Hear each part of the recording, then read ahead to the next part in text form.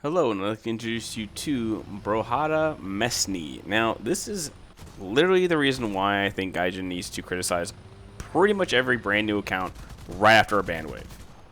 Like, brand new account, or accounts that are idle that go in to start playing again. Because a lot of these guys are the exact same way. I'm going to pause this real quick so you can get a good idea.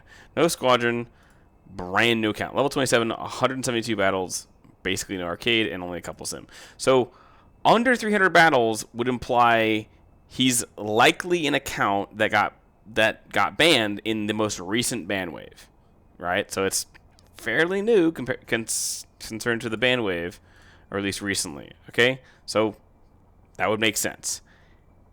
The general premise of this: 1, 2, 3, 4, 5, 6, 7 premiums. So 1, 2, 3, 4. Sorry. Wrong with that. 1, 2, 3, 4, 5, 6 premiums. I was wrong. Yes. So 6 premiums, 4 of which are like $50, $60 premiums. So $200-ish account, not including the sales, which might have been included in said sales. But yes, already like a $200 account on a brand new account. Just started playing the game. There you go. So this is where like Gaijin could literally flag every account that looks exactly like this account from every brand new player, and it would be, hey, you're cheating, you recently got banned, or you're on a recently banned account, or hey, we recognize your PC, yada yada yada, hardware ID ban. Now, like I said before, hardware ID bans can still be bypassed, but it's still a pain for the cheater to bypass it, because it's more time consuming than just doing an IP ban. It's still annoying, but you see stuff like this occurring, and EAC still can't not identify this as cheating. Why? I have no idea. Probably because it's not configured correctly, and it never will be configured correctly because Gaijin doesn't care about their anti-cheat. When their original anti-cheat they used, the proprietary one they used several years ago, we didn't have this cheater problem. I guarantee even with, if they had the old anti-cheat and the cheaters and the Chinese servers were shut down, there would still be very few and far between cheaters. And I would bet money on that. Because the majority of the issues now are because EAC is an actual joke. And we're not going to be able to get rid of it anytime soon because Gaijin wants to just use a free anti-cheat that doesn't freaking work.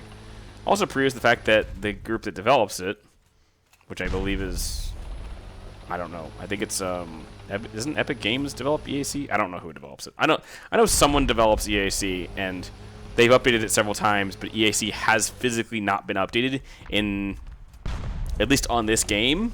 It gets updates, regular updates every month or so. EAC actually does on their website. This game hasn't updated it since, last I looked, 2022 or 2021. If that tells you anything, it tells you that a certain company, i.e. Gaijin, literally doesn't touch it. They set it up, and they're just like, oh, let's leave it there. It's working perfectly fine. That's all we need to deal with it. That's not how any cheats work. That's not how security works. That's not how any of this works. If you knew what that was, then you would be more adamant of a company than using all of your manual labor to review cheats to try to figure this stuff out, when in reality you should be developing the game and, you know, not spending thousands of hours doing review bans on players like this. Because the general idea is that you would know what you're looking at and actually do the right thing for your game, instead of just letting the cycle repeat over and over and over and over again.